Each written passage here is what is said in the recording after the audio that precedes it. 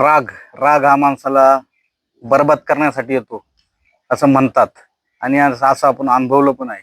माझं असं म्हणणं आहे, राग हा आला पाहिजे, पण तो कसा आला पाहिजे. अमेरिकेच्या जुलिया स्टीवर्ट हे ॲपल बीस या कंपनीमध्ये ज्यावेळेस काम करत असतात, त्यावेळी ही कंपनी लॉसमध्ये, तोट्यामध्ये असते. त्यावेळी त्यांचे बॉस त्यांना सांगतात की तुम्ही जर ही कंपनी प्रॉफिटमध्ये जर आणली तर तुम्हाला मी या कंपनीचा CEO बनवल. आणि ते या जुलिया स्टीवर्ट या बॉसचं चॅलेंज स्वीकारून एक जोमाने 4 ते 5 वर्ष काम करतात आणि या ॲपल बीन्स कंपनीला एका विशिष्ट पातळीवरती नेऊन ठेवतात.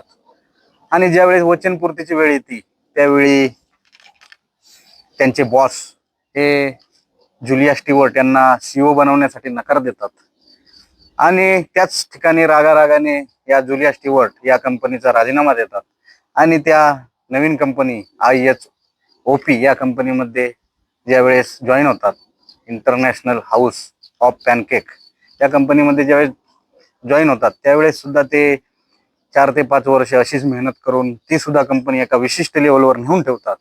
आणि संचालक मंडळामध्ये ज्यावेळी नवीन कंपनी खरेदी करण्याचा प्रस्ताव येतो, त्यावेळी या जुलिया स्टीवर्ट हे एक निवेदन देतात संचालक मंडळांना की आपण माझी जुनी कंपनी आणि ॲपल बीन्स ही खरेदी करा. असं संचालक मंडळांना ते ज्यावेळी निवेदन देतात, त्यावेळी संचालक मंडळ त्यांचं निवेदन स्वीकारून ॲपल बीन्स ही कंपनी विकत घेतात. आणि ती कंपनी विकत घेतल्यानंतर ते या जुलिया स्टीवर्ट यांना CEO बनवतात.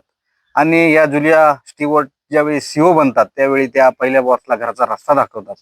त्यावेळी खरोखर मित्रांनो, राग राग हा व्यक्त न करता हा कृतीतून दाखवला जातो. त्यावेळी खरोखर जुलिया स्टीवर्ट यांचं उदाहरण अगदी तंतोतंत जुळतं असं म्हणायला काही हरकत नाही.